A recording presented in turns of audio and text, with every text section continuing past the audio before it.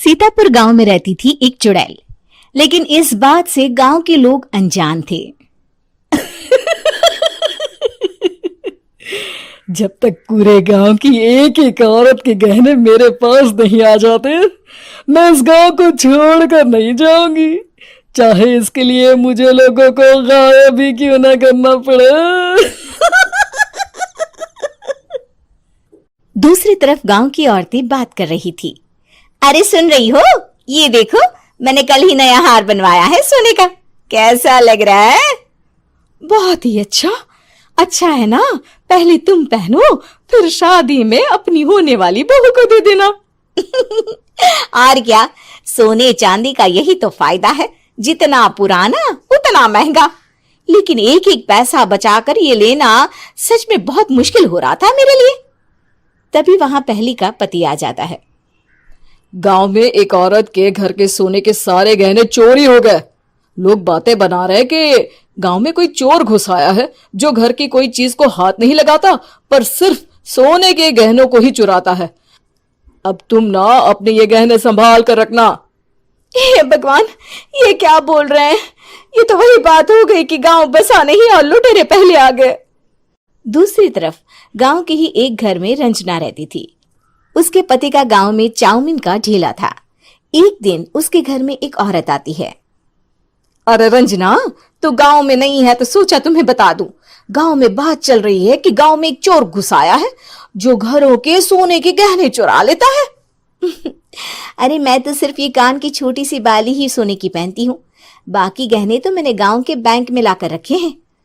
ये क्या होता है? ना बाबा ना, हमारे गांव की औरतें तो गहने अपने पास ही रखती है।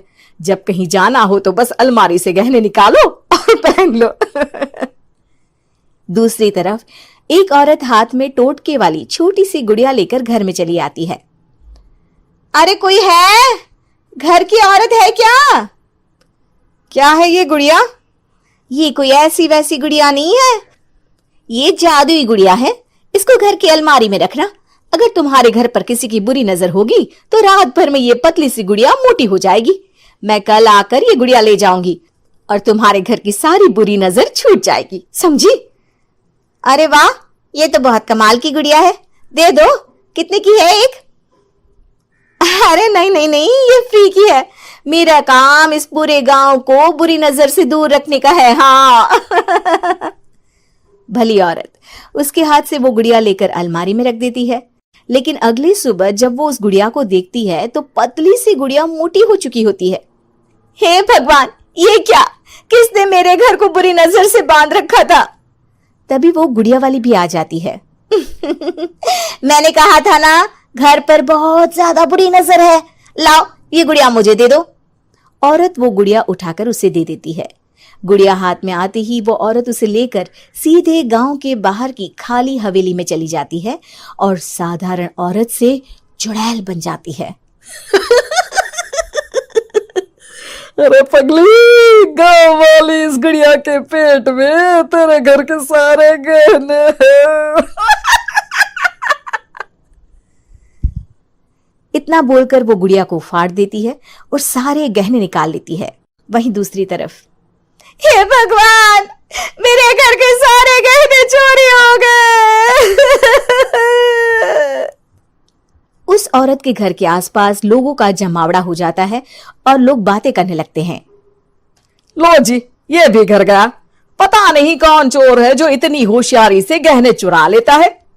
कुछ समझ में नहीं आ रहा कि कौन है। लोग तो घर से कहीं जाते भी नहीं है, न ताला लगे न घर खाली हो, फिर भी रातों रात गहने चोरी हो जाते हैं। अरे हम तो कहते हैं लोगों को बारी बारी चौकीदारी करनी चाहिए, चोर को तो पूरे गांव वाले मिलकर पकड़ ही लेंगे। लोग बारी बारी घरों की चौकीदारी भी करते हैं, लेकिन चोरी होने का सिलसिला रुकता ही नहीं। फिर एक दिन रंजना के पड़ोस से भी रोने की आवाज आती है। अरे आज ही घर की बुरी नजर उतरी और आज ही सारे गहने भी चोरी हो गए। कैसी बुरी नजर? क्या हुआ था? तभी वहां उस औरत का पति भी आ जाता है जिसके घर में गहनों की चोरी हुई थी।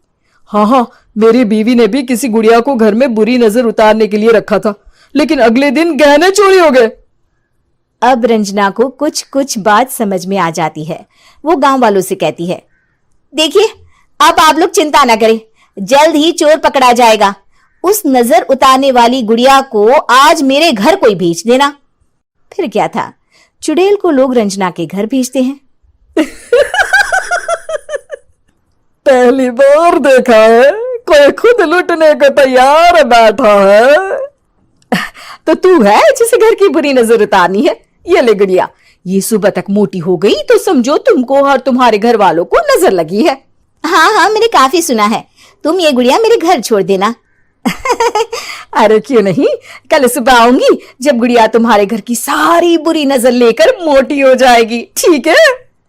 अब क्या था, रात को रंजना ने पूरी नजर गुड़िया पर रखी। वो अपने पति और गांव के कुछ लोगों को घर की खिड़की से घर के अंदर नजर रखने को कह देती है, और फिर जो नजारा सब देखते हैं वो हैरान करने वाला होता है। गुड़िया धीरे से अलमारी खोलकर बाहर आती है। अलमारी के सारे गहने लेकर घर में जहां जहां गहने होते हैं वो लेकर अपने मुंह से खा जाती है। वो जितने गहने खाती उतनी ही मोटी हो जाती और फिर अलमारी में बंद हो जाती है। गांव वाले डर के मारे वहीं बेहोश हो जाते हैं। लेकिन सुबह जब वो औरत गुड़िया लेने आती है, रंजना उसका सामना करती है। ये देखो, गुड़िया कितनी मोटी हो गई है। लगता है मेरे घर में बहुत लोगों की नजर लगी है।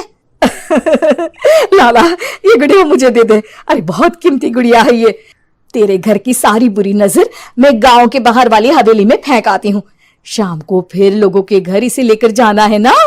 इसमें तो मेरी जान बसती है, जान। रंजना गुड़िया को चुड़ैल की तरफ बढ़ा देती है, लेकिन फिर वापस ले लेती है और गुड़िया के हाथ मोड़ देती है। जैसे ही गुड़िया के हाथ मोड़ती है, चुड़ैल का हाथ भी मुड़ जाता है। अच्छा, तो ये वो गुड़िया है जिसमें तुम्हारी जान बसती है। अब सुन चुड़ैल, तेरी सारी हकीकत सबके सामने आ गई है। या तो गांव वालों के गहने लौटा दे, नहीं तो मैं इस गुड़िया की गर्दन मोड़ दूंगी। चुड़ैल डर जाती है। अरे नहीं नहीं, मेरी गुड़िया दे दो, मैं सबके गहने वापस कर दूंगी। ठीक है, अब भी जा और सबके सारे गहने वापस कर। चल निकल यहां से। चुड़ैल सबके गहने लौटा कर रंजना के पास आती है। ला दे मेरी गुड़िया रंजना, इसके अंदर के गहने निकाल ले, लेकिन ये गुड़िया वापस दे दे। लेकिन रंजना जानती थी कि जैसे ही गुड़िया चुड़ैल को देगी उसकी शक्ति वापस आ जाएगी। चुड़ैल, तू तो चुड़ैल ही रहेगी, ये मैं जानती हूँ। अरे नहीं नहीं नहीं, मैं गांव छोड़कर चली जाऊंगी, किसी को परेशान नहीं करूंगी, वादा करती हूँ मैं। लेकिन रंजना उसकी एक बात नहीं सुनती और गुड़िया का सर उसके शरीर से अलग कर देती है। चुड़ैल सर अलग होती ही गायब हो जाती है। गांव वाले रंजना के साहस और बुद्धि की खूब प्रशंसा करते हैं।